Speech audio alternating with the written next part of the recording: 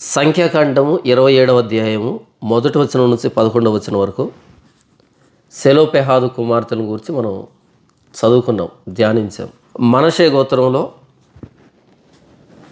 సెలోపెహాదు కుమారులు లేకుండా మరణించినప్పుడు ఆయనకు పుట్టినటువంటి 5 మంది కుమార్తెలు Mahlah, Noah, Hoglah, Milcah, Tirzah అనే 5 మంది కుమార్తెలు సెలోపెహాదు పేరుని ఎలా చరిత్రలో నిలవబెట్టారో, ఇశ్రాయేలీల్లో ఒక కొత్త చట్టం రావడానికి ఎలా కారణమయ్యారో మనం ధ్యానించాం. ఈ సందర్భం అయిపోయిన వెంటనే, అంటే 11వ వచనానికి ఈ సందర్భం అయిపోయిన వెంటనే 12వ వచనం నుంచి ఒక గంభీరమైనటువంటి సందర్భం చోటు చేసుకుంది. మరియు యెహోవా మోషేతో ఇట్లనెను, నీవు ఈ అబారీము కొండ ఎక్కి నేను ఇశ్రాయేలీలకు ఇచ్చిన దేశమును చూడుము. నీవు దాన్ని చూచిన తరువాత నీ సహోదరుడైన అహరోను చేర్చబడినట్లు నీవును నీ స్వజనులలో చేర్చబడదువు. ఏలైనగా సీను అరణ్యములో సమాజం వాదించినప్పుడు ఆ నీళ్ల యొద్ద వారి కన్నుల ఎదుట నన్ను పరిశుద్ధపరచగా నా మీద తిరగబడితిరి. ఆ నీళ్లు సీను అరణ్యమందలి కాదేశులో ఉన్న మెరీబా నీళ్ళే. చదవబడినటువంటి ఈ లేఖన భాగం అన్నది చాలా సరళంగా అర్థమయ్యేటట్టుగా ఉంది కదా. అయినా సరే ఒక్క వచనాన్ని మనం ధ్యానిద్దాం. మరియు యెహోవా మోషేతో ఇట్లనెను, నీవు ఈ అబారీము కొండ ఎక్కి నేను ఇశ్రాయేలీలకు ఇచ్చిన దేశమును చూడుము. నీవు దాన్ని చూచిన తరువాత నీ సహోదరుడైన అహరోను చేర్చబడినట్లు నీవును నీ స్వజనులలో చేర్చబడదువు. మోషేతో దేవుడు అంటున్నాడు, మోషే, నీవు ఈ అబారీము కొండ ఎక్కి నేను ఇశ్రాయేలుకు ఇవ్వబోతున్నటువంటి దేశాన్ని చూడు అని చెప్తున్నాడు. ఎప్పుడైతే నీవు అలా దేశాన్ని చూస్తావో అప్పుడు నీ సహోదరుడైన అహరోను హోరు కొండ మీద మృతి పొందినట్లు నీవు మృతి పొందుతావు. నీవు నీ స్వజనులతో చేర్చబడతావు, అంటే మరణిస్తావు అనేటువంటి విషయాన్ని దేవుడు చెబుతున్నాడు. 12వ వచనంలో మోషే ఏ కొండ ఎక్కాడు? అబారీము అనేటువంటి కొండ ఎక్కాడు. దాన్ని ఎక్కమని దేవుడే చెప్పాడు. అయితే ఇక్కడ మోషే మరణం గురించి మనకి పూర్తిగా వివరంగా వ్రాయలేదు, కానీ మోషే మరణించబోతున్నాడు అనేటువంటి విషయాన్ని మాత్రమే అక్కడ పేర్కొనడం జరిగింది. అయితే మోషే మరణించినటువంటి పూర్తి విషయాన్ని ద్వితీయోపదేశకాండం 34వ అధ్యాయంలో వ్రాయబడింది. నేను చదివి వినిపిస్తాను. మోషే మోయాబు మైదానం నుండి యెరికో ఎదుట ఉన్న పిస్గా కొండ వరకు పోయి నెబో శిఖరమునకు ఎక్కెను. అప్పుడు యెహోవా దాను వరకు గిలాదు దేశమంతయు, నఫ్తాలి దేశమంతయు, ఎఫ్రాయిము మనష్యేల దేశమును, పశ్చిమ సముద్రం వరకు యోదా దేశమంతయు, దక్షిణ దేశమును, సోయరు వరకు ఈత చెట్లు గల యెరికో లోయ చుట్టూ మైదానమును అతనికి చూపించను. మరియు యెహోవా అతనితో ఇట్లనెను, నీ సంతానమునకు ఇచ్చేదనని అబ్రహాము, ఇస్సాకు, యాకోబులకు నేను ప్రమాణం చేసిన దేశము ఇదే. కన్నులారా నిన్ను దాన్ని చూడనిచ్చితిని, కానీ నీవు నది దాటి అక్కడికి వెళ్ళకూడదు. యెహోవా సేవకుడైన మోషే యెహోవా మాట చొప్పున మోయాబు దేశంలో మృతి నొందెను. మొదటి వచనం చూడండి. మోషే మోయాబు మైదానం నుండి యెరికో ఎదుట ఉన్న పిస్గా కొండ వరకు పోయి నెబో శిఖరమునకు ఎక్కెను. మనం సంఖ్యాకాండం 27లో ఏం చూస్తున్నామంటే, దేవుడు మోషేతో, మోషే అబారీము కొండ మీదకి ఎక్కు, అక్కడ నీవు మృతి పొందుతావు అని చెప్పడం జరిగింది. ఇక్కడేమో పిస్గా కొండ వరకు వెళ్ళి నెబో శిఖరానికి ఎక్కాడు అనేటువంటి మాట వ్రాయబడింది. అక్కడే మరణించాడు అనేటువంటి మాట వ్రాయబడింది. ఇంతకీ మోషే ఎక్కింది అబారీము కొండన, లేకపోతే నెబో శిఖరానికి ఎక్కాడా అంటే కనుక రెండు ఒకటే. ఇందులో ఎలాంటి కాంట్రడిక్షన్ లేదు. నేను హిమాలయాల్లోనికి వెళ్తున్నాను అని అన్నా, నేను ఎవరెస్ట్ శిఖరాన్ని ఎక్కుతున్నాను అని అన్నా సరే రెండు ఒకటే కదా. ఎందుకంటే హిమాలయ పర్వత శ్రేణుల్లోనే ఎవరెస్ట్ శిఖరం అనేది ఉంది. అలాగే అబారీము అనేటువంటి ఆ కొండల నడుమ నెబో శిఖరం ఉంది. ఎలాగైతే హిమాలయాల్లో ఎవరెస్ట్ శిఖరం ఉందో అలాగే అబారీము కొండల్లో నెబో శిఖరం ఉంది. ఇంతవరకు అబారీము కొండనా లేకపోతే నెబో శిఖరమా అనే దానికి వివరణ ఇచ్చాను. ఎందుకంటే చాలామంది బైబిల్ చదివేటప్పుడు అదేంటండి సంఖ్యాకాండంలో అబారీము కొండ ఎక్కమని దేవుడు చెప్పాడు, కానీ ద్వితీయోపదేశకాండంలో ఏమో ఆయన నెబో శిఖరాన్ని మరణించాడని వ్రాయబడింది, ఎంతకు అబారీము కొండనా లేకపోతే నెబో శిఖరమా అనేటట్టుగా ప్రశ్నిస్తుంటారు కాబట్టి చెప్పాను. తరువాత దేవుడు ఏమన్నాడు అంటే, నీవు అబారీము కొండ ఎక్కి నేను ఇశ్రాయేల్కి ఇవ్వబోతున్నటువంటి దేశాన్ని చూడు అని అన్నాడు.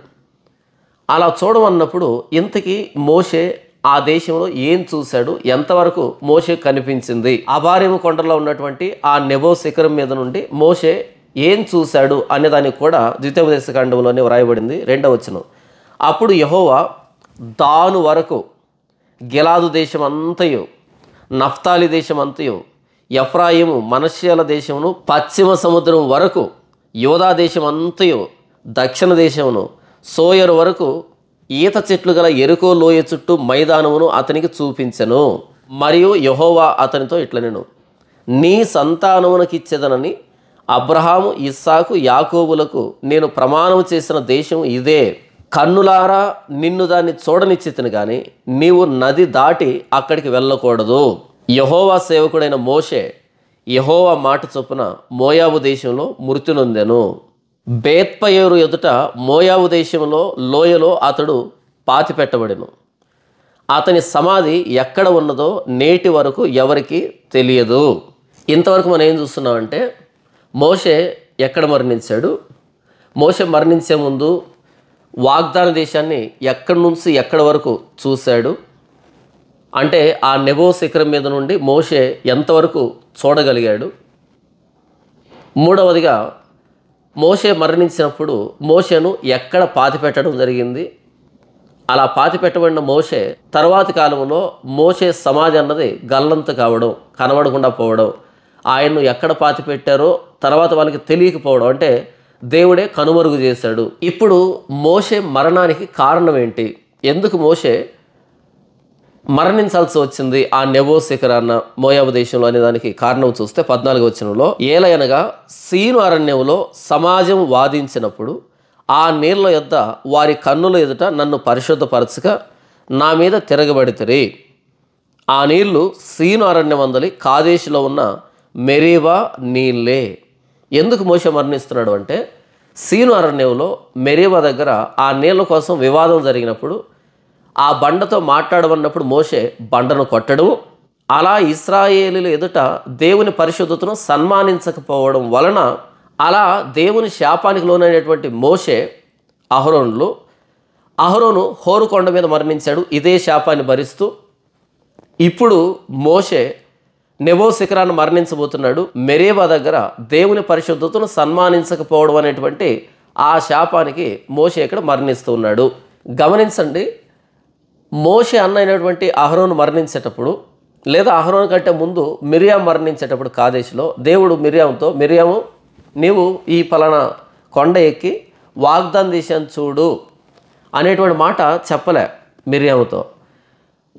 అహరోను హోరు కొండ మీద మరణించబోతున్నప్పుడు అహరోను మీద ఉన్నటువంటి ప్రధాన యాజకుడి ఆ వస్త్రాన్ని తీసి ఎలియాజరుకు తొడిగించమని చెప్పాడు తప్ప అహరోన్ని వాగ్దాన దేశాన్ని తేరి చూడమన్నట్టుగా ఒక అవకాశం ఇచ్చినట్టుగా మనం చూడం. అయితే మోషేకు దేవుడు ఒక అవకాశాన్ని ఇస్తున్నాడు, మోషే వాగ్దాన దేశాన్ని తేరి చూడు అని. బైబిల్ పండితులు ఏమని పేర్కొన్నారు అంటే దేవుడు మోషే బాధని తగ్గిస్తున్నాడు. అంటే మోషే అంత దూరం తీసుకుని వచ్చి వాగ్దాన దేశాన్ని కనీసం చూడకుండా మరణిస్తే మోషే బాధ ఎక్కువ అవుతుంది కాబట్టి, మోషే పనిష్మెంట్ అన్నది చాలా సివియర్గా ఉంది కాబట్టి ఆ మోషే బాధను తగ్గించడానికి, తాత్కాలిక ఉపశమనాన్ని ఇవ్వడానికి ఆ దేశాన్ని చూడమని చెప్పాడు. నేను ప్రవేశించలేకపోతున్నానే అని బాధతో కుప్పగూలిపోకుండా, ఎందుకంటే అహరోను వాగ్దాన దేశపు సరిహద్దులోనికి రాలే, ఇంకా ఎదోము దేశం చుట్టూ తిరుగుతూ ఉన్నారు. అక్కడ హోరుకొండ ఉంది, అక్కడ ఆ హోరుకొండ మీద నుండి వాగ్దాన దేశం కనిపించకపోవచ్చు. కానీ మోషే ఇప్పుడు మోయాబు సరిహద్దులోకి వచ్చాడు. ఆ పర్వతం ఎక్కితే వాగ్దాన దేశం అంతా కనిపిస్తుంది. అక్కడ కనుక మోషే ఆ అవకాశాన్ని కూడా లేకుండా మరణిస్తే బాధతో కుప్పగూలిపోతాడు. కాబట్టి మోషేను ప్రేమించినటువంటి దేవుడు తన బాధను తగ్గించడానికి, ఉపశమనం ఇవ్వడానికి ఆ నెబో శిఖరానికి ఎక్కి వాగ్దాన దేశాన్ని చూసేటువంటి ఒక వెసలుబాటుని కల్పించాడు. ఇక రెండవదిగా మనం ఆలోచించవలసింది, నీవు దాన్ని చూసిన తర్వాత నీ సహోదరుడైన అహరోను చేర్చబడినట్లు నీవును నీ స్వజనములలో చేర్చబడదువు. ఏమంటున్నాడు? మోషే, నీ సహోదరుడైన అహరోను చేర్చబడినట్లుగా నీవు కూడా నీ స్వజనులతో చేర్చబడుతున్నావు. మనం పదే పదే మాట్లాడుకున్నాం, మనకు నిజంగా సృష్టికర్త అయిన దేవునితో సంబంధం ఉంటే, మనకి నిజంగా సృష్టికర్త అయిన దేవునితో సంబంధం ఉంటే, మరణం అనేది మన స్వజనులతో మనం చేర్చబడేటువంటి అవకాశం, దేవునితో సదాకాలం ఉండేటువంటి భాగ్యం. రాజైన దావీదు అంటాడు కదా, మా భూనివాస కాలము నీడ అంతా అస్థిరము అంటాడు. మొదటి దినవృత్తాంతంలో 29:15 మా భూనివాస కాలము నీడ అంతా అస్థిరము అంటే మనం భూమి మీద జీవితం శాశ్వతం అనుకుంటున్నాం, కానీ మా భూనివాస కాలము నీడ అంతా అస్థిరం అంటున్నాడు. అంటే ఈ భూమి మీద మన జీవితం తాత్కాలికం, భూమిని విడిచిపెట్టిన తర్వాత జీవితం శాశ్వతం. దీన్ని అపోస్తలుడైన పౌలు అంటాడు, ఎలాగనగా మేము దృశ్యమైన వాటిని చూడక అదృశ్యమైన వాటిని నిదానించి చూస్తున్నాము అంటాడు. దృశ్యమైనవంటే భూమి మీద ఉన్నటువంటివి, ఈ సృష్టిలో ఉన్నటువంటివి, ఇవన్నీ కూడా దృశ్యమైనవి. అయితే మేము అదృశ్యమైన వాటిని నిదానించి చూస్తున్నాం అంటాడు. ఎందుకు అంటే దృశ్యమైనవి అనిత్యములు, అదృశ్యమైనవి నిత్యములు అంటాడు. ఇక్కడ దేవుడు అంటాడు మోషేతో, మోషే నీవు నీ స్వజనులతో చేర్చబడబోతున్నావు. సృష్టికర్త అయిన దేవునితో మనకు సంబంధం ఉంటే, లేదా కొత్త నిబంధన భాషలో చెప్పాలి అంటే ప్రభువైన యేసుక్రీస్తు వారి మరణ సమాధి పునరుద్ధానాలతో మనకు సంబంధం ఉంటే, ప్రభువైన యేసుక్రీస్తు వారి మన సొంత రక్షకుడుగా కలిగి ఉంటే, ప్రభువైన యేసుక్రీస్తు వారు మన పాపాలను బట్టి మరణించాడు, సమాధి చేయబడ్డాడు, తిరిగి లేచాడు అని మన హృదయంలో విశ్వసిస్తే, దాని నోటితో ఈ సమాజం ఎదుట ఒప్పుకుంటే బాప్తిసం రూపేణా మన మరణం కూడా దేవునితో సదాకాలం ఉండబోయేటువంటి భాగ్యముగా ఎంచబడుతుంది. ఒకవేళ యేసుప్రభు మన జీవితంలో లేడనుకో, మన మరణం గొప్ప నష్టం, గొప్ప నష్టం. యేసుప్రభు అంటాడు కదా, ఒకడు సర్వలోకాన్ని సంపాదించుకొని తన ప్రాణాన్ని పోగొట్టుకుంటే వానికి ఏం ప్రయోజనం అని. ఒకడు సర్వలోకాన్ని సంపాదించుకొని తన ప్రాణాన్ని పోగొట్టుకుంటే వానికి ఏం ప్రయోజనం అని. దీన్ని అపోస్తలుడైన పౌలు అంటాడు, నా మట్టుకైతే బ్రతుకుటి క్రీస్తే చావైతే లాభం అని. నా మట్టుకైతే బ్రతుకుటి క్రీస్తే చావైతే లాభం అని. ఇక్కడ దేవుడు మోషేతో అంటున్నాడు, నీవు దాన్ని చూసిన తర్వాత నీ సహోదరుడైన అహరోను చేర్చబడినట్లు నీవును నీ స్వజనములలో చేర్చబడదువు. బైబిల్ భక్తుల మరణాలని ఎంత గౌరవంగా వర్ణించింది, అలాగే కోరహు మరణించాడు కదా తిరుగుబాటు చేసి, అలాంటి వారి మరణాలని ఎంత దారుణంగా చూపించింది అన్నది మనకు అర్థం కావాలి. కీర్తన గ్రంథంలో కీర్తనకారుడు అంటాడు, యెహోవా భక్తుల మరణం ఆయన దృష్టికి విలువ కలిగింది అని. యెహోవా భక్తుల మరణం ఆయన దృష్టికి విలువ కలిగింది. ఈ భూమి మీద మనం బ్రతుకుతున్నప్పుడు యెహోవా భక్తులుగా, లేదా ప్రభువైన యేసుక్రీస్తు వారి రక్తంలో పుట్టినటువంటి దేవుని పిల్లలంగా గనక మనం బ్రతకగలిగితే మన మరణం దేవుని దృష్టికి విలువ కలిగింది. మోషేకు నిజంగా ఉత్సాహం, ఎందుకంటే అప్పటికే మోషే తన అక్క అయిన మిరియామును పోగొట్టుకున్నాడు, తన అన్న అయినటువంటి అహరోను పోగొట్టుకున్నాడు, అంతకంటే ముందు సిప్పోరాని తన భార్య అయిన సిప్పోరాని పోగొట్టుకున్నాడు. వీరందరికంటే ముందుగా మోషే తన నాన్నని అమ్మని కోల్పోయాడు. ఇది ప్రత్యేకంగా మనం చెప్పుకోనక్కర్లేదు కదా. కాబట్టి ఆ కోల్పోయినటువంటి తన స్వజనులతో కలవబోతున్నాడు అన్నది హృదయానికి మనసుకి సంతోషాన్ని ఇస్తుంది కదా. ఇప్పుడు చూడండి, మోషే మరణానికి కారణం ఏంటి అంటే, ఏలయనగా సీను అరణ్యంలో సమాజం వాదించినప్పుడు ఆ నీళ్ల యొద్ద వారి కన్నుల ఎదుట నన్ను పరిశుద్ధపరచగా నా మీద తిరగబడితిరి. ఆ నీళ్లు సీను అరణ్యమందలి కాదేశులో ఉన్న మెరీబా నీళ్ళే. మోషే ఎందుకు మరణించాడు? మెరీబా దగ్గర దేవుని పరిశుద్ధతను సన్మానించలేదు కాబట్టి. ఇలా మనం ప్రపంచంలో ఉన్న ప్రతి మానవుడి మరణం దగ్గరికి వెళ్ళి ఎందుకు ఈ వ్యక్తి మరణించాడు అంటే, ప్రతి వ్యక్తి మరణానికి ఒక కారణం ఉంటుంది, ఏదో ఒక కారణం ఉండాలి. లోకంలో సామెత ఉంది కదా, నింద లేకుండా బొందిపోదు అని. నింద లేకుండా బొందిపోదు అంటే నింద లేకుండా మన మరణం రాదు. ఎందుకు ఈ వ్యక్తి మరణించాడు అంటే హార్ట్ అటాక్, ఎందుకు ఈ వ్యక్తి మరణించాడు అంటే క్యాన్సర్, ఎందుకు ఈ వ్యక్తి మరణించాడు అంటే యాక్సిడెంట్, ఎందుకు ఈ వ్యక్తి మరణించాడు అంటే సూసైడ్, ఎందుకు ఈ వ్యక్తి మరణం జరిగిందంటే హత్య. ఇలా ప్రపంచంలో జరుగుతున్న ప్రతి మరణానికి ఒక కారణం ఉంటుంది. ఇక్కడ మోషే మరణానికి కారణం ఏంటంటే మెరీబా దగ్గర చేసినటువంటి తిరుగుబాటు, దేవుని పరిశుద్ధతను సన్మానించలేదు కాబట్టి. మరి అహరోను మరణానికి కారణం ఏంటి?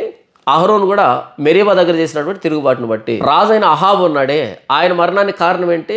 ఆయన నాబోతును చంపించాడు కాబట్టి. ఇశ్రాయేలు దేవుడైన యెహోవాను విసర్జించాడు కాబట్టి, యెజబెలును వివాహం చేసుకుని బయలుదేవులని ఇశ్రాయేల్ దేశంలో తీసుకుని వచ్చాడు కాబట్టి, దేవునికి ద్రోహం చేశాడు కాబట్టి, ఏలీయా మీద తిరుగుబాటు చేశాడు కాబట్టి, రకరకాల కారణాలు ఉన్నాయి కదా. ఇస్కరియోతు యూదా మరణానికి కారణం ఏంటి? ప్రభువైన యేసుక్రీస్తు అని 30 వెండి నాణాలకు అమ్ముకున్నాడు కాబట్టి ఆ ద్రోహానికి తనను తాను ఉరిపెట్టుకొని చంపుకోవాల్సి వచ్చింది. అననీయ సప్పీరాల మరణానికి కారణం ఏంటి? పరిశుద్ధాత్మ దేవుణ్ణి మోసపుచ్చారు కాబట్టి, సంఘాన్ని మోసపుచ్చారు కాబట్టి, లేని భక్తిని ప్రదర్శించారు కాబట్టి, వేషధారితనాన్ని ప్రదర్శించారు కాబట్టి. నాదాబు అబీహుల మరణానికి కారణం ఏంటి? వాళ్ళు యెహోవా సన్నిధికి అగ్ని తీసుకుని వచ్చారు కాబట్టి, బలిపీఠం మీద అగ్ని నిత్యం మండుచూ ఉండాలి అనేటువంటి మాటని నిర్లక్ష్యం చేసి బయట నుండి వేరొక అగ్ని తీసుకుని వచ్చి దేవుని సన్నిధిని అపవిత్రపరిచారు కాబట్టి, దేవుని బలిపీఠాన్ని అపవిత్రపరిచారు కాబట్టి వారిద్దరు మరణం సంభవించింది. కోరహు సంబంధులు కానీ ఎందుకు మరణించారు? మోషే మీద తిరుగుబాటు చేశారు కాబట్టి. ఫరో సైన్యం ఎర్ర సముద్రంలో ఎందుకు మరణించాల్సి వచ్చింది? ఇశ్రాయేలీలను తరుముకున్నారు కాబట్టి. షిత్తీములో 24,000 మంది ఎందుకు మరణించారు? బయల్పయోరు విషయంలో వ్యభిచరించారు కాబట్టి, విగ్రహారాధన చేశారు కాబట్టి. ఇలా ప్రపంచంలో మరణిస్తున్న ప్రతి వ్యక్తి మరణానికి ఒక కారణం ఉండే తీరుతుంది. కారణం లేకుండా ఆ వ్యక్తి మరణించడు. అయితే ఈరోజు మనం హార్ట్ అటాక్ అని, క్యాన్సర్ అని ఇలా మాట్లాడుకుంటాం కదా. ఇవి బయట కనిపించేటువంటి కారణాలు. వాస్తవానికి మరణిస్తూ ఉన్నది పాపాన్ని బట్టి మరణిస్తూ ఉన్నారు. రోగాలు ఊరికే రావు కదా, ఏదో పాపాన్ని బట్టి రోగాలు వస్తాయి. బైబిల్ మనం బాగా అర్థం చేసుకుంటే. అయితే మనం ఆ పాపాన్ని ఒప్పుకోకుండా రోగం దగ్గర సరిపెట్టుకుంటాం. ఉదాహరణకి ఉజ్జియాకి కుష్ఠరోగం వచ్చింది. ఎందుకు వచ్చింది?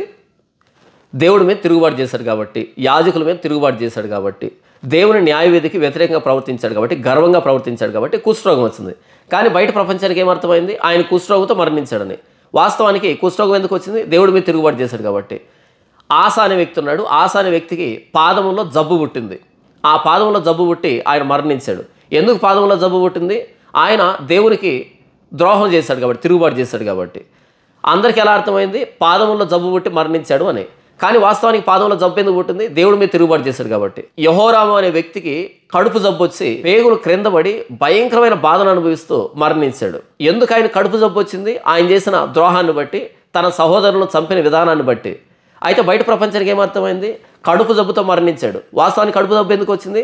పాపాన్ని బట్టి. సరిగ్గా ఇలాగే మనం కూడా హార్ట్ అటాక్ అను, క్యాన్సర్ అను మాట్లాడుకుంటున్నాం. వాస్తవానికి ఆ జబ్బుల వెనకాల దైవికమైనటువంటి ద్రోహ కార్యం ఏదో జరిగి ఉండాలి. అన్ని సందర్భాల్లో ఇదే అని చెప్పను, కానీ చాలా సందర్భాల్లో జబ్బుకి పాపానికి సంబంధం ఉంటుంది. పాపం చేస్తేనే జబ్బు వస్తుంది. చాలా సందర్భాల్లో, అన్ని సందర్భాలు కాదు సుమా.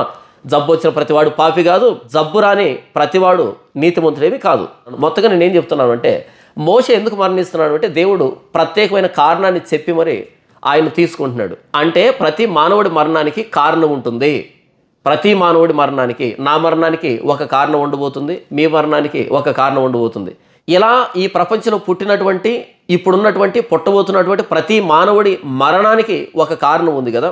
ఈ కారణాలన్నింటికి భిన్నమైన కారణం ఒకే ఒక వ్యక్తికి ఉంది. ఆయనే ప్రభువైన యేసుక్రీస్తు. ప్రభువైన యేసుక్రీస్తు శిలువ దగ్గరికి వెళ్ళి, యేసు ప్రభు శిలువలో ఎందుకు ప్రాణం పెట్టాడు, ఎందుకు ఈయన ఇలా మరణించాడు అంటే ఏమని సమాధానం వస్తుందో తెలుసా? మోషేకు వచ్చినటువంటి సమాధానం లాంటి సమాధానం కాదు. అహరోనుకో, లేకపోతే అహాబుకో, అననీయ సప్పీరాలకో ఇలా సమాధానాలు రావు.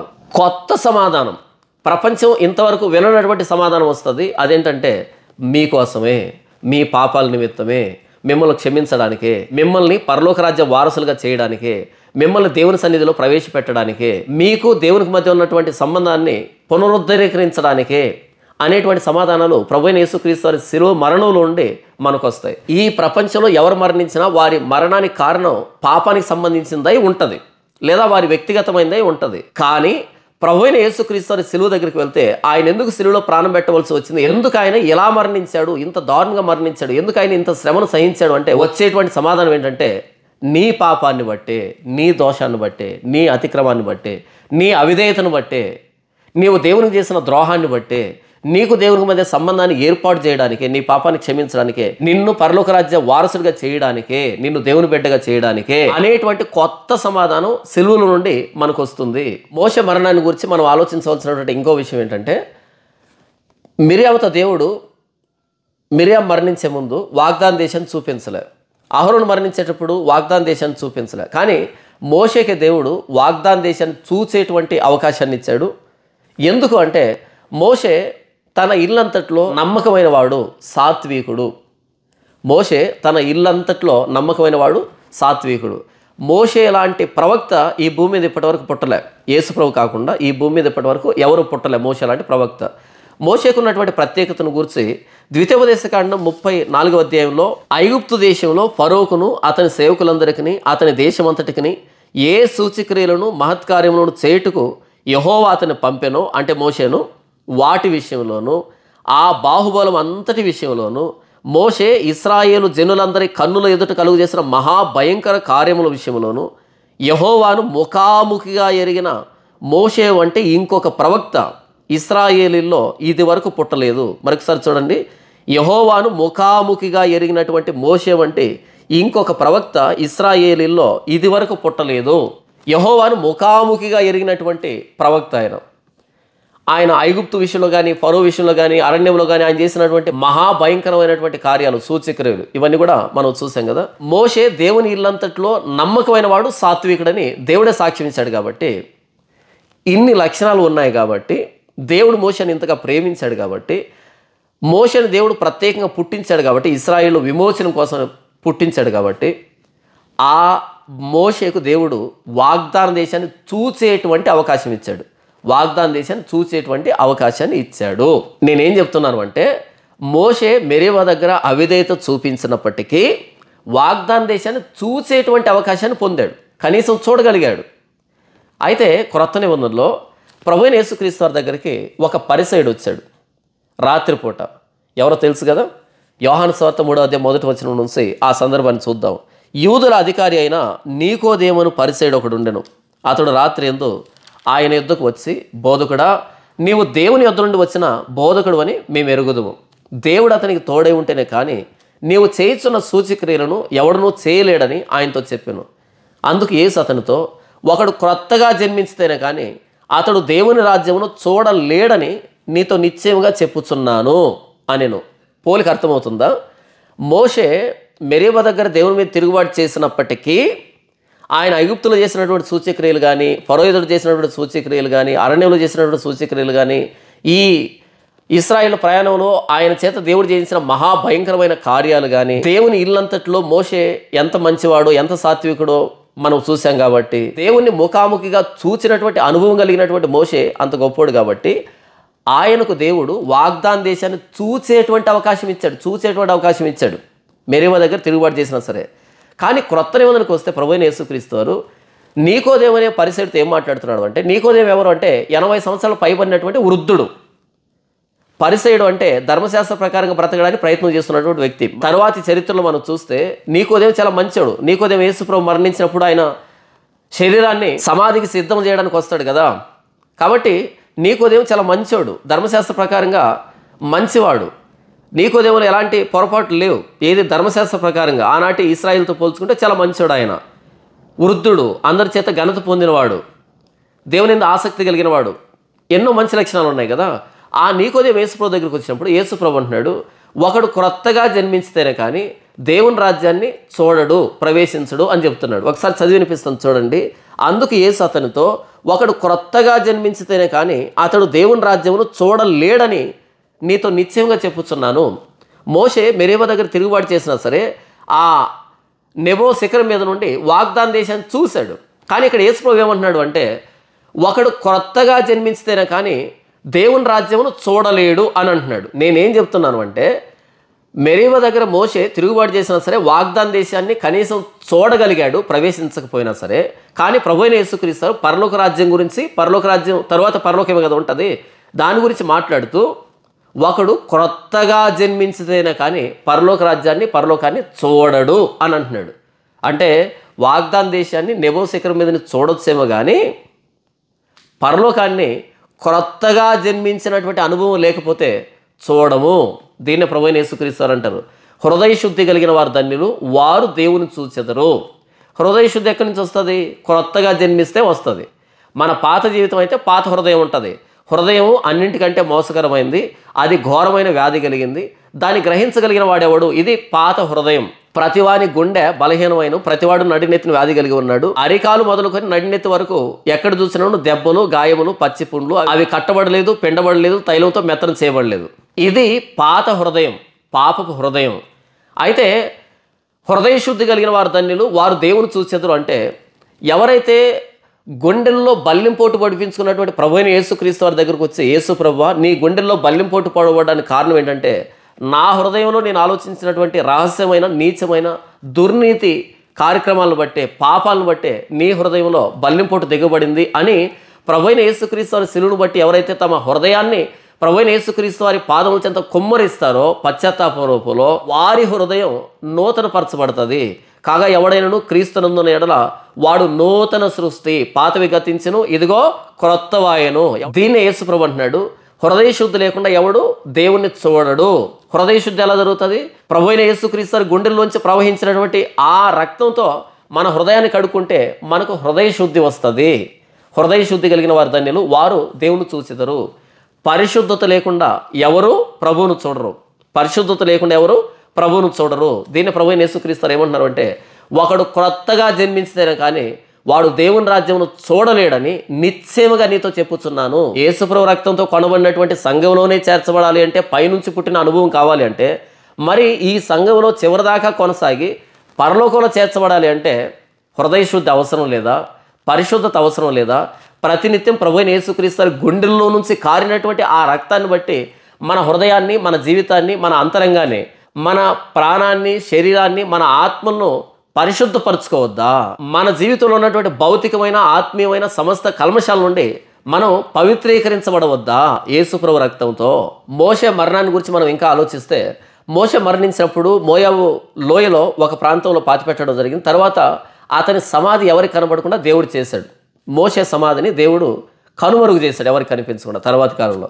కారణం ఏంటంటే మోషేలో ఇన్ని గొప్ప లక్షణాలు ఉన్నాయి కాబట్టి, ఆయన దేవునితో ముఖాముఖిగా మాట్లాడిన అనుభవం కానీ, ఆయన సీనాయి పర్వతం మీద దేవునితో 2 మార్లు 40 దినాలు గడపడం కానీ, ఐగుప్తులో చేసిన సూచక్రియలు, అరణ్యంలో చేసిన సూచక్రియలు, దేవుని ఇల్లంతటా నమ్మకమైన వాడు, ఇలా 40 సంవత్సరాలు మోషే చేత దేవుడు చేసినటువంటి అనేకమైన అద్భుతాలు, అనేకమైన మహత్కార్యాలు ఉన్నాయి కదా. వీటన్నిటిని బట్టి మోషే సమాధి ఒక పుణ్యక్షేత్రంగా మారుతుందేమో, మోషే ఒక విగ్రహంగా మారుతాడేమో ఇశ్రాయేల్ మనసులో అని దేవుడే ఆయన సమాధిని గల్లంతు చేశాడు, కనుమరుగు చేశాడు. కానీ ప్రభు అయిన యేసుక్రీస్తు వారి సమాధి దగ్గరికి వస్తే, ప్రభు అయిన యేసుక్రీస్తు వారి సమాధిని ప్రతి ఒక్కరూ చూసేటట్టుగా దేవుడు చేశాడు. మోషే సమాధి కనుమరుగైనటువంటి సమాధి, చరిత్రలో కనుమరుగైనటువంటి సమాధి. ప్రభు అయిన యేసుక్రీస్తు వారి సమాధి ఖాళీ సమాధి. మోషే సమాధిని ఎంత వెదిగినా సరే అది కనిపించదు, ఎందుకంటే దేవుడే కనుమరుగు చేశాడు. కానీ ప్రభు అయిన యేసుక్రీస్తు వారి సమాధిలో ఎంత వెదిగినా సరే యేసు ప్రభు శవం కనిపించదు. కారణం ఏంటంటే ఆయన పునరుద్ధానుడయ్యాడు. ఆ ఖాళీ సమాధిని గురించి ఈ ప్రపంచానికి తెలియజేయడానికి దేవదూతలు వచ్చారు. మోషే సమాధి కోసం వెదిగితే నిరుత్సాహం వస్తుంది, ఎందుకంటే అది కనిపించదు కాబట్టి. కానీ ప్రభు అయిన యేసుక్రీస్తు వారి సమాధి మనం దర్శిస్తే గనక మనకు నిరీక్షణ ఏర్పడుతుంది, మనం కూడా పునరుద్ధానం చెందుతామనేటువంటి నిరీక్షణ, ధైర్యం వస్తుంది. ఇకపోతే మోషే మరణించినప్పుడు ఏం జరిగిందంటే, మోషే చనిపోయినప్పుడు 120 సంవత్సరముల ఈడు గలవాడు, అతనికి దృష్టి మాంద్యము లేదు, అతని సత్తువ తగ్గలేదు అని వ్రాయబడింది. ఇక్కడ చూడండి, మోషే మరణించినప్పుడంట 120 సంవత్సరాలు ఈడు కలిగిన వాడు, అంటే మంచి వయసు, పూర్ణమైనటువంటి ఆయుష్ను అనుభవించాడు మోషే 120 సంవత్సరాలు. ఆ 120 సంవత్సరాలు కూడా అతను మరణించినప్పుడు దృష్టి మాంద్యం లేదు, అతని సత్తువ తగ్గలేదు. అయితే ప్రభు అయిన యేసుక్రీస్తు వారి మరణాన్ని గురించి అపోస్తలుడైన పౌలు రోమీయులకు రాసిన పత్రికలో మాట్లాడుతూ, ఏలైనగా మనం ఇంకా బలహీనులమై ఉండగా క్రీస్తు యుక్త కాలమున భక్తిహీనుల కొరకు చనిపోయెను. క్రీస్తు యుక్త కాలమున భక్తిహీనుల కొరకు చనిపోయెను. మోషే ఏ వయసులో మరణించాడు? 120 సంవత్సరాలప్పుడు. ఆయన మరణించేటప్పుడు ఆయన పరిస్థితి ఏంటి? దృష్టి మాంద్యం లేదు, సత్తువ తగ్గలేదు. కానీ ప్రభు అయిన యేసుక్రీస్తు ఎప్పుడు మరణించాడు? 33.5 సంవత్సరాల వయసులో. యేసు ప్రభు సంపూర్ణ ఆరోగ్యవంతుడు, సంపూర్ణ బలవంతుడు, అన్ని విషయాలు బాగున్నాడు. యుక్త కాలమున భక్తిహీనుల కొరకు మరణించాడు. మోషే 120 సంవత్సరాల వయసు అప్పుడు ఎవరి కోసం మరణించాడు? తాను మెరీబా దగ్గర చేసినటువంటి తిరుగుబాటును బట్టి మరణించాడు. అయితే యేసు ప్రభు యుక్త కాలమున 33.5 సంవత్సరాల వయసులో ఎవరి కోసం మరణించాడు? భక్తిహీనుల కోసం మరణించాడు. నా కోసం, నీ కోసం, ఈ ప్రపంచ పాప ప్రాయశ్చిత్తార్థమై ప్రభు అయిన యేసుక్రీస్తు మరణించాడు. ఇకపోతే మోషే మరణించినప్పుడు ఇశ్రాయేలు ఎంత బాధపడ్డారు అన్నదానికి, ఇశ్రాయేలీలు మోయాబు మైదానంలో మోషేను బట్టి 30 దినములు దుఃఖము సలుపుగా, మోషేను గురించిన దుఃఖము సలిపిన దినములు సమాప్తములాయను. మోషేను గురించి ఇశ్రాయేలు 30 దినాలు దుఃఖం సలిపారంట. అప్పుడు వారి దుఃఖ దినాలు సమాప్తములయ్యాయి. అంటే మోషేను గురించి 30 రోజులు ఏడ్చారు, ఆ 30 రోజులకి వారి దుఃఖం పోయింది. అయితే ప్రభు అయిన యేసుక్రీస్తు వారి విషయమై నా జీవితాంతం నేను దుఃఖం సలిపినా సరే ప్రభు అయిన యేసుక్రీస్తు వారి ఆ ప్రాణత్యాగం అన్నది, ఆయన మరణం అన్నది నా మనసులో నుంచి పోదు, రోజు రోజుకి ఎక్కువ అవుతూ ఉంది. ఎందుకు అంటే ప్రభు అయిన యేసుక్రీస్తు వారు ఆయన చేసిన పాపాన్ని బట్టి మరణించి ఉంటే నాకు దుఃఖం తగ్గి ఉండేది కొద్ది కాలానికి. కానీ ప్రభు అయిన యేసుక్రీస్తు వారు శిలువలో ప్రాణం పెట్టింది నేను చేసిన పాపానికే, నేను చేసినటువంటి నీచమైన కార్యాలకు ఆయన శిలువలో ప్రాణం పెట్టాడు. కాబట్టి నా నీచమైన పాపపు స్వభావం నాకు గుర్తొచ్చిన ప్రతిసారి, నా నీచమైన పాపాలు నాకు గుర్తొచ్చిన ప్రతిసారి నా దుఃఖం ఆగదు. దీన్నే మనం పశ్చాత్తాపం అంటాం. ప్రపంచంలో కొన్ని వేల మతాలు ఉన్నాయి, కొన్ని కోట్ల మంది దేవీ దేవతలు ఉన్నారు ఈ ప్రపంచంలో. ఆయా దేవుల దగ్గరికి, ఆయా మతాల్లోనికి వెళ్ళినప్పుడు పశ్చాత్తాపం రాదు చాలామందికి. ఎందుకు రాదు అంటే ఆ దేవుడు వీరి కోసం ఏదో చేసినట్టుగా ఆ దేవునికి వీరికి సంబంధాన్ని వాళ్ళు కనుక్కోలేరు కాబట్టి.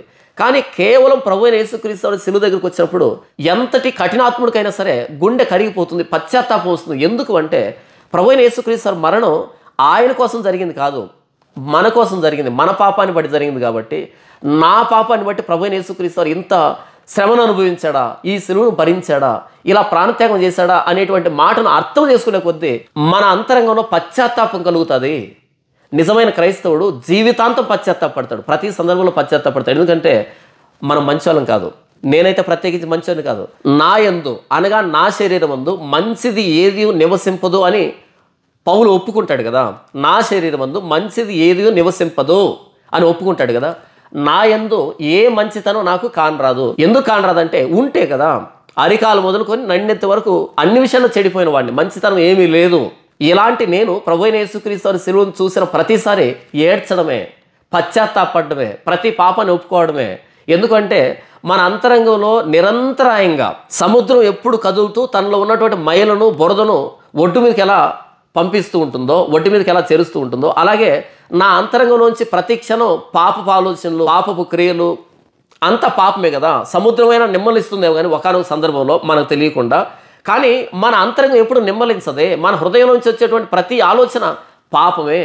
హృదయం అన్నింటికంటే మోసకరమైంది, ఘోరమైన వ్యాధి కలిగింది, దాన్ని గ్రహించగలిగిన వాడు ఎవడని బైబిల్ చెబుతుంది కదా. ఇలా లేఖనాలు మనం అర్థం చేస్తున్నప్పుడు మన అంతరంగంలో ఏ మంచితనం లేదు, గతంలో లేదు, ఇప్పుడు లేదు, భవిష్యత్తులో ఉండబోదు అని మనం అర్థం చేసుకుంటే కనుక ఆ ఆలోచనతో ప్రభు అయిన యేసుక్రీస్తు వారి శిలువను చూసినప్పుడు నిరంతరాయంగా మనం ఏడ్చడమే, నిరంతరాయంగా పశ్చాత్తాపడమే. ఆ రోజు మోషే మరణాన్ని గురించి ఇశ్రాయేలు 30 దినాలు దుఃఖం సలిపి 30 దినాలకి వారి దుఃఖం నుండి ఉపశమనం పొందారు. కానీ ప్రభు అయిన యేసుక్రీస్తు వారి శిలువను చూసిన ప్రతిసారి నాకైతే దుఃఖం ఆగదు. అయ్యో, ఇంతటి నీచుడు కోసం ఇంత ప్రాణత్యాగం చేసావా, నాలో ఏ మంచితనం ఉందని ప్రాణం పెట్టేందుకు నన్ను ప్రేమించావని దుఃఖం ఆగదు, పశ్చాత్తాపం ఆగదు. నిజమైనటువంటి క్రైస్తవుడికి, ప్రభు అయిన యేసుక్రీస్తు వారి శిలువను అర్థం చేస్తున్నటువంటి క్రైస్తవుడికి. కానీ ఈరోజు క్రైస్తవులకి పశ్చాత్తాపం రావటంలా, గొంతెమ్మ కోరికలన్నీ వస్తున్నాయి. యేసుప్రభువు నమ్ముకుంటే యేసుప్రభువు నాకేమి ఇస్తాడు, ఇలా గొంతెమ్మ కోరికలు వస్తున్నాయి తప్ప పశ్చాత్తాపం రావట్లేదు. ఎందుకంటే సిలువ వేయబడిన ప్రభు అయిన యేసుక్రీస్తు వారు ఈరోజు ప్రకటించబడ్డంలే. మోషే మరణించినప్పుడు 30 దినాలు దుఃఖం సలిపారు ఆ మోయాబు మైదానంలో. అయితే సర్వ ప్రపంచంలో ప్రభు అయిన యేసుక్రీస్తు వారి శిలువను బట్టి వారు మరణించేంత వరకు దుఃఖం సలుపుతారు నిజమైన క్రైస్తవులు. ఈ పాపపు లోకంలో తిరుగుతున్న ప్రతిసారి, ప్రతి క్షణం ఎదురవుతున్నటువంటి శోధనలు బట్టి, పాపాలను బట్టి, మనలో ఉన్నటువంటి పాప స్వభావాన్ని బట్టి, మన మీద పనిచేస్తున్నటువంటి అపవాది ప్రభావాలను బట్టి ప్రతి క్షణం ప్రభు అయిన యేసుక్రీస్తు వారి శిలువ వైపు చూసి, ప్రభువా ఇంతటి నీచుడు కోసం శిలువలో ప్రాణం పెట్టావా, నాలో ఏ మంచితనం ఉందని ప్రాణం పెట్టేంతగా ప్రేమించావు, ప్రభువా ఏమి ఇవ్వగలను నాయనా అని ప్రతి క్షణం ఒక నిజమైన క్రైస్తవుడు శిలువను చూసి ఏడుస్తాడు, దుఃఖం సలుపుతాడు. ఈ దుఃఖం ప్రతిరోజు ప్రతి క్షణం ఎక్కువ అవుతుంది. కానీ మోషే విషయంలో 30 దినాలకి దుఃఖం సమాప్తమైంది. యేసు ప్రభు విషయంలో ప్రతి క్షణం దుఃఖం పెరుగుతుంది, పశ్చాత్తాపం పెరుగుతుంది. పాపం విషయమై మనల్ని మనం అసహించుకుంటూ ప్రభు అయిన యేసుక్రీస్తు వారి శిలువను గణపరిచేటువంటి విధానం అన్నది ప్రతి క్షణం పెరుగుతుంది. మనం చచ్చేంత వరకు ఎక్కువ అవుతుంది. ఎందుకంటే మోషే మరణించింది తాను మెరీవ దగ్గర చేసినటువంటి తిరుగుబాటును బట్టి. ప్రభు అయిన యేసుక్రీస్తు వారి శిలువలో అత్యంత దారుణంగా శిక్షను అనుభవించి మరణించింది నేను చేసినటువంటి తిరుగుబాటును బట్టి, చేస్తున్న తిరుగుబాటును బట్టి, చేయబోతున్నటువంటి తిరుగుబాటును బట్టి, నా నీచమైన పాపాలను బట్టి ప్రభు అయిన యేసుక్రీస్తు వారి శిలువలో ప్రాణం పెట్టాడు. కాబట్టి నా దుఃఖం నేను చచ్చిపోయేంత వరకు ఆగదు. నేను చనిపోయి నా ప్రభు అయిన యేసుక్రీస్తు వారి ముఖ దర్శనం చేసేంత వరకు నా దుఃఖం ఆగదు. నిజమైన క్రైస్తవుడు అంటే ప్రతిరోజు పశ్చాత్తాపడతాడు. పశ్చాత్తాపం అనేది బాప్తీసానికి ముందు ప్రారంభమవుతుంది. అప్పుడు ప్రారంభమైన పశ్చాత్తాపం అన్నది మనం పోయేంత వరకు, ప్రభువుని ముఖాముఖిగా చూసేంత వరకు, ప్రభు గాయాలను ముద్దు పెట్టుకునేంత వరకు ఆ పశ్చాత్తాపం కొనసాగుతుంది, ఎక్కువ అవుతూ ఉంటుంది. ఇది నిజమైన క్రైస్తవుడికి మాత్రమే ఉండేటువంటి అనుభవం. అయితే ఈరోజు ప్రాస్పరిటీ గాస్పెల్ నమ్మి దేవుడు దీవిస్తాడు, ఆశీర్వదిస్తాడు, మేలులు ఆశీర్వాదాలు అని మాట్లాడుకుంటున్నటువంటి ఈ నామకార్థ క్రైస్తవులకి ఉండనటువంటి అనుభవం ఇది. ఈరోజు గొంతెమ్మ కోరికలు కోరుతున్నారు తప్ప యేసుప్రభు దగ్గరికి వచ్చి ఆయన శిలువ మీద ఎందుకు ప్రాణం పెట్టాడు అనేది అర్థం చేసుకునే ఓపిక ఎవరికి లేదు. మోషే సమాధి ఎవరికి కనిపించకూడదని మోషే సమాధిని దేవుడు కనుమరుగు చేశాడు. కానీ ప్రభువైన యేసుక్రీస్తు వారు పునరుద్ధరణైన తర్వాత అపోస్తులను పిలిచి మీరు సర్వలోకానికి వెళ్ళి సర్వసృష్టికి సువార్త ప్రకటించండి. ఎందుకంటే ప్రభువైన యేసుక్రీస్తు వారు మరణ సమాధి పునరుద్ధానాలు సర్వ ప్రపంచానికి తెలియాలి. మోషే సమాధి కనుమరుగైతే ప్రభువైన యేసుక్రీస్తు వారి మరణ సమాధి పునరుద్ధానాలు ఈ సర్వ ప్రపంచానికి ప్రకటించబడాలి. అదే సువార్త. ఎందుకు అంటే ప్రభువైన యేసుక్రీస్తు వారి మరణం సర్వ ప్రపంచం కోసం జరిగింది కాబట్టి ప్రభువైన యేసుక్రీస్తు వారి మరణాన్ని మనం అర్థం చేసుకుంటే మనం మన మరణదాస్యం నుంచి విమోచించబడతాం కాబట్టి, మన మరణానికి కారణమైన పాపం నుంచి మనం విముక్తి పొందుతాం కాబట్టి. మోషే నెబో శిఖరాన్న ప్రాణం విడిచాడు, ప్రభువైన యేసుక్రీస్తు వారు గొల్గొతా కొండ మీద శిలువ మీద ప్రాణం పెట్టాడు. మోషే ప్రాణం విడిచిన నెబో శిఖరం మనకు ఉత్సాహాన్ని, ధైర్యాన్ని ఏమి ఇవ్వట్లేదు, నిరుత్సాహాన్ని ఇస్తుంది. కానీ ప్రభువైన యేసుక్రీస్తు వారు శిలువలో వేలాడినటువంటి ఆ గొల్గొతా కొండ ఈ సర్వ ప్రపంచానికి నిరీక్షణ ఇస్తూ ఉంది, ధైర్యాన్ని ఇస్తూ ఉంది. మోషే మరణం మనతో ఏం చెప్తుందంటే ధర్మశాస్త్రాన్ని తీసుకున్నటువంటి మోషే కూడా ధర్మశాస్త్ర ప్రకారంగా నీతిమంతుడు కాలేకపోయాడు. అయితే ప్రభువైన యేసుక్రీస్తు వారి మరణం ఈ ప్రపంచంతో ఏం చెప్తుందంటే మీరు ధర్మశాస్త్ర ప్రకారంగా ఎప్పటికీ నీతిమంతులు కాలేరు, కాబట్టి నేను సిలువలో నా శరీరం ముందు ధర్మశాస్త్రాన్ని అంతటిని నెరవేర్చి కొట్టివేశాను కాబట్టి నన్ను అంగీకరిస్తే మీరు ధర్మశాస్త్రాన్ని నెరవేర్చినటువంటి నీతిమంతులుగా, అంటే మోషే కంటే నీతిమంతులుగా మీరు మారుతారు అని చెప్తూ ఉంది. యేసు ప్రభు పునరుద్ధానం ఏం చెప్తుందంటే మీరు పరలోక పౌరులు నా రక్తాన్ని బట్టి, కాబట్టి మీరు పైనున్న వాటి కోసం వెతకండి కానీ భూ సంబంధమైన వాటి మీద మనసు పెట్టుకోకండి అని చెబుతుంది ప్రభువైన యేసుక్రీస్తు వారి పునరుద్ధానం.